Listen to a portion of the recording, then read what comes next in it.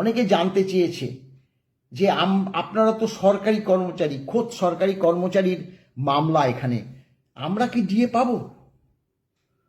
আমরা তখন বলেছি যে দেখুন, হ্যাঁ, খোদ সরকারি কর্মচারীদের মামলা, তাই আমাদের ট্রাইব্যুনাল থেকে হাইকোর্ট থেকে সুপ্রিম কোর্টে গেছে।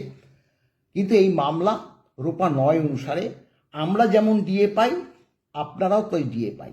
আমাদের ডিএর অর্ডার হলে আপনাদেরও ডিএর অর্ডার হবে, কিন্তু সেক্ষেত্রে সঙ্গে সঙ্গে হয়তো হবে না। এই ব্যাপারে আমরা আমাদের যে মাননীয় আইনজীবী বিকাশ রঞ্জন ভট্টাচার্যের সঙ্গে আমরা কথা বলেছি। তিনি বলছেন যে হ্যাঁ, তাদেরকে আবার যেই অর্ডারটা বেরোবে সেই অর্ডারের পরিপ্রেক্ষিতে তাদের একটা প্লে করতে হবে। তারা তো একদম সরাসরি হাইকোর্টে আসতে পারবে, হাইকোর্ট নিশ্চয়ই তাদের সেই মান্যতা দেবে, কারণ রূপা ৯ অনুসারে যেহেতু তারা ডিএটা পায়।